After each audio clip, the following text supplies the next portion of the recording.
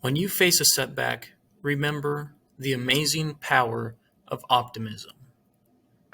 Sir Ernest Shackleton was a man with a dream. He desperately wanted to be the first man to reach the South Pole, and he tried twice but was forced to turn back on both occasions. Then, the unthinkable happened. Roald Amundsen, a Norwegian explorer, beat him to the pole. Shackleton remained undeterred. If he couldn't be the first man to reach the South Pole, he decided, then he would be the first man to cross the continent of Antarctica. In 1914, Sir Ernest Shackleton set out with an expeditionary force to cross the continent of Antarctica. However, 2 days after leaving South Georgia Island off the coast of the southern continent, their ship, the Endurance, became trapped in the ice that surrounds Antarctica. This must have been devastating for Shackleton. However, rather than hanging his head in defeat or taking his frustration out on his crew, he remained positive. He instructed his men to hunker down and wait out the Antarctic winter. For 10 months, the men remained in the ship as the ice floe pushed it mile by mile away from the continent.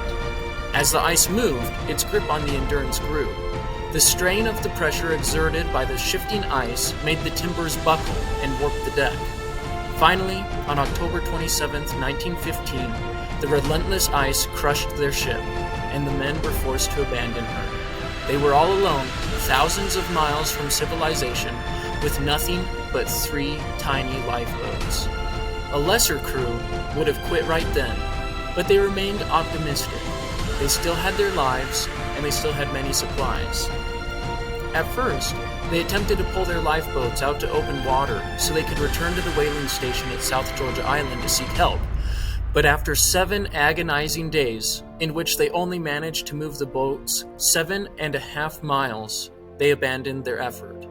For another 7 months, they camped on the ice floe waiting for warmer weather to break up the ice. At one point, before the ship was totally destroyed by ice, one of the men, Charlie, suggested they return over the 7.5 miles for a pot that had been in the ship's galley, since the one they had brought with them was very thin.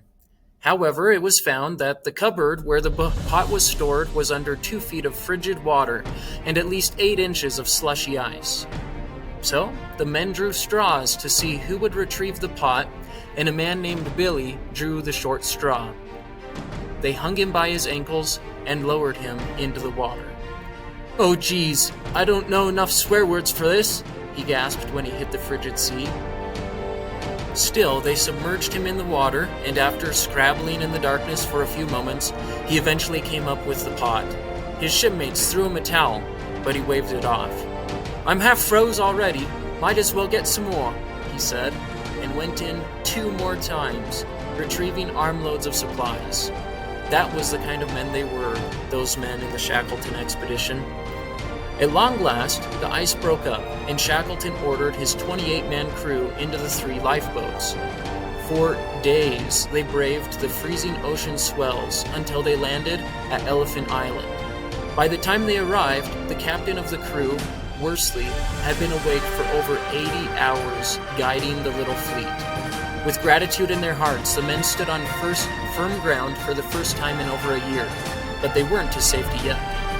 Shackleton, along with Worsley the captain and Crean, a burly Irishman, set out for South Georgia Island in a single lifeboat. Before he left, Shackleton swore to his men that he would come back for them. Neither Shackleton nor his men could know what it would take to keep that promise. A furious storm blew Shackleton, Worsley, and Crean off course, and they ended up landing on the side of South Georgia Island opposite the whaling station, with a treacherous stretch of Antarctic mountains between them and help. But Shackleton would not quit. He had promised his men he would come back for them, and so the 3 men crossed the island, scaling glaciers and braving terrain that no man had ever crossed before, in a grueling 36-hour journey. When the tough Norwegian men at the whaling station saw the state of Shackleton, Worsley, and Crean, they broke into tears. Back on Elephant Island, Shackleton's remaining crew fashioned huts out of the 2 remaining lifeboats and dug in. For 127 days, Shackleton's crew waited for him to return. Every day, for 127 days, they packed up their belongings and prepared for rescue. Every day, Frank Wild, the leader of the stranded crew, would say, "The boss may come today." He never gave up hope. Meanwhile, Shackleton made it back to South America, where he organized and led 3 failed rescue missions to Elephant Island. But he never gave up. He had made a promise to his men, and he would not rest until he saw them safely back home. On the 4th try, he made it to Elephant Island. When Shackleton arrived, the men were waiting for him, with all of their belongings packed and ready to go, just as they had done for the previous 126 days. After nearly 2 years, the men of the Imperial Transantarctic Expedition were saved. Not a single man of the 28-member crew lost his life. Once asked what he looks for most in a man, Shackleton said, "The quality I look for most is optimism, especially optimism in the face of reverses and apparent defeat. Optimism is true moral courage."